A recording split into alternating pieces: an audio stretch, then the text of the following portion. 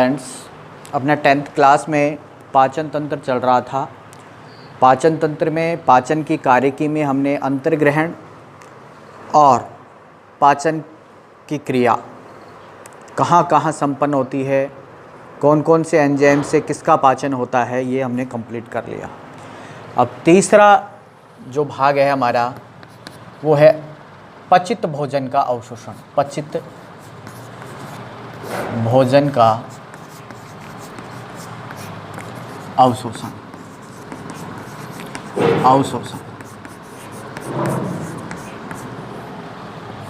पचित भोजन का अवशोषण।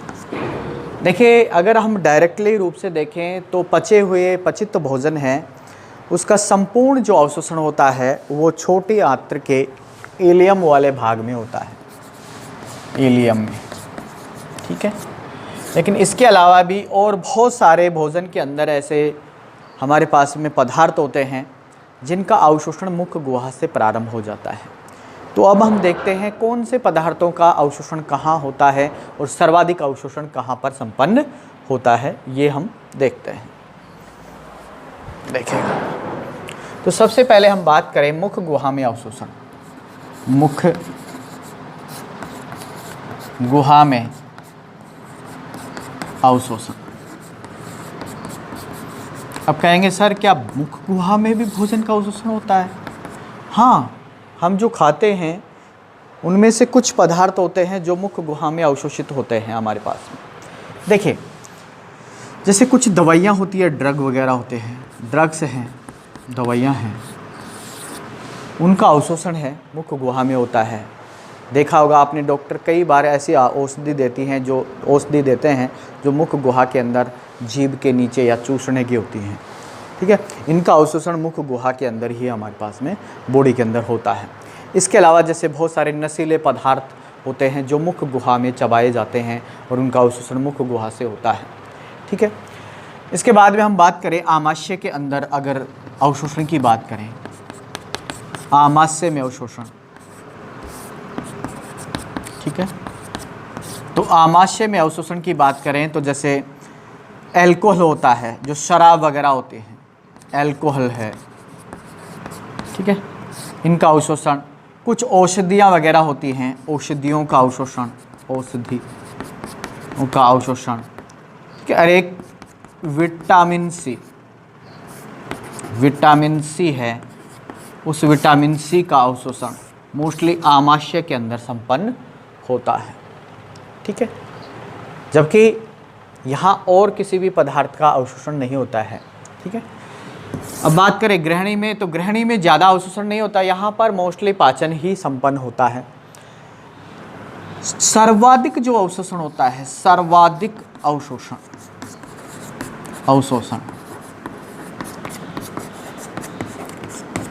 वो हमारे पास में छोटी आंत है उसके इलियम में होता है, इलियम में। ठीक है, इलियम में पचित भोजन का अवशोषण सर्वाधिक होता है छोटी आंत्र के अंदर। देखिएगा, यहाँ पर जो आंत्र है उसकी जो आंतरिक सतह है, इस आंतरिक सतह पर इस प्रकार के अंगुली नुमा स्ट्रक्चर्स होते हैं जिनको बोलते हैं सूक्ष्मांकुर। सूक्ष्मांकुर इस प्रकार की, अगर मैं इसमें से थोड़ा सा काट के बाहर निकालूं तो इस प्रकार की कुछ स्ट्रक्चर्स हमारे पास में इस आहार नाल के इस पार्ट में पाई जाती है। ठीक है, इसको बोलते हैं ब्रुश बॉर्डर। इनके नीचे ब्लड कैपिलरीज होती हैं। तो ये जो सूक्ष्म अंकुर हैं इनको माइक्रोविलाई के नाम से जानते हैं, माइक्रोविलाई,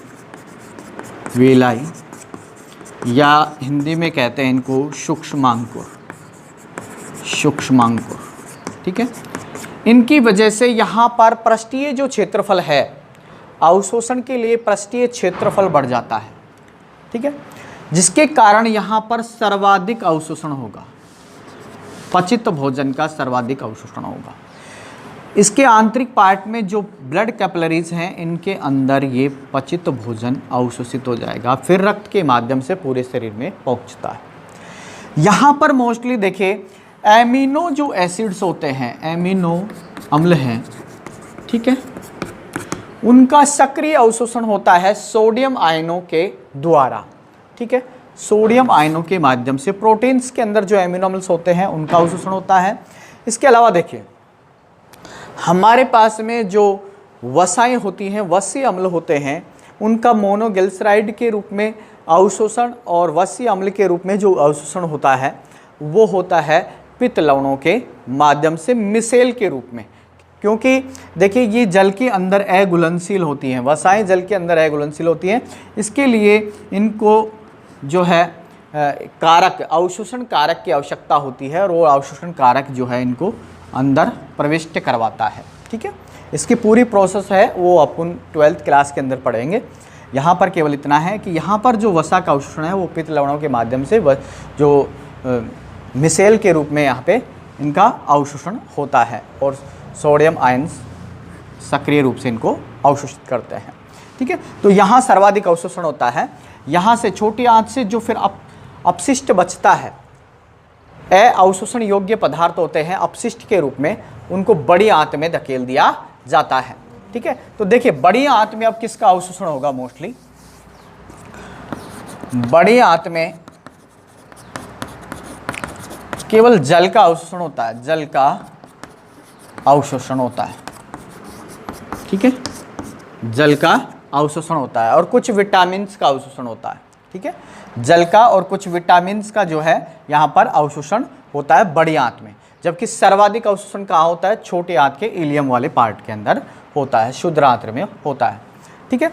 तो यहाँ पर जल के अवशोषण के बाद में जो अपचित भोजन है या अपशिष्ट है वो ठोस रूप में, मल के रूप में जो है मलाशय में धकेल दिया जाता है। इस प्रकार से इनका अवशोषण होता है, ठीक है। अवशोषण के बाद में जो अगली जो क्रिया होती है पाचन में वो होती है स्वांगीकरण, ठीक है, स्वांगीकरण। नंबर 4 स्वांगीकरण। देखिए स्वांगीकरण क्या होता है? भोजन का अवशोषण हुआ इन सूक्ष्मांकुरों के माध्यम से, जैसे यहाँ से भोजन का अवशोषण हुआ यहाँ रक्त की नलिकाओं के अंदर, और यहाँ रक्त के माध्यम से इन पचित पदार्थों का कोशिकाओं तक पहुँचना और कोशिकाओं के जीव द्रव्य के अंदर घुल जाना स्वांगीकरण कहलाता है, स्वांगीकरण कहलाता है। यानी अवशोषित भोज्य पदार्थ हैं, पोषक पदार्थ हैं, उनका रक्त वाहिनियों के माध्यम से, रक्त के माध्यम से शरीर के विभिन्न भागों की कोशिकाओं में जाना और वहाँ जीव द्रव्य के अंदर घुलना, ठीक है, स्वांगीकरण कहलाता है, ठीक है। तो इस प्रकार से स्वांगीकरण हो जाता है। और जो अपशिष्ट पदार्थ है जो मलाशय में एकत्रित हो गया उसका फिर लास्ट में क्या होता है? बहिक्षेपण होता है, बहिक्षेपण, ठीक है। मल द्वार के अंदर जो गुदा भाग होता है उसमें अवरोधनी होती हैं, ठीक है, संकोचक होती हैं, उनके माध्यम से समय समय पर इन अपशिष्ट पदार्थों को शरीर से भाग त्याग दिया जाता है मल के रूप में, ठीक है। इस प्रकार से हमारे पास में कंप्लीट पाचन तंत्र है, उसकी स्ट्रक्चर हमने कर ली और उसकी कार्यकी में सबसे पहले हमने अंतर्ग्रहण, भोजन को अंदर ग्रहण करने की जो प्रक्रिया, इसके बाद में उसके पाचन की प्रक्रिया, पाचन किस प्रकार से हो रहा है, फिर उसके बाद में पचित पदार्थ हैं उनका अवशोषण कहाँ कहाँ हो रहा है, इसके बाद में अपचित भोजन है वो कहाँ जा रहा है, ठीक है। ये पूरी प्रोसेस हमने पढ़ ली है, यानी मानव का जो पाचन तंत्र है वो हमारा कंप्लीट हो गया है। अब नेक्स्ट हम तंत्र पढ़ेंगे श्वसन तंत्र, ठीक है। नेक्स्ट वीडियो में हम श्वसन तंत्र की बात करेंगे। ये हमारा पाचन तंत्र कंप्लीट हो गया है और वीडियो को लाइक करें, शेयर करें। धन्यवाद।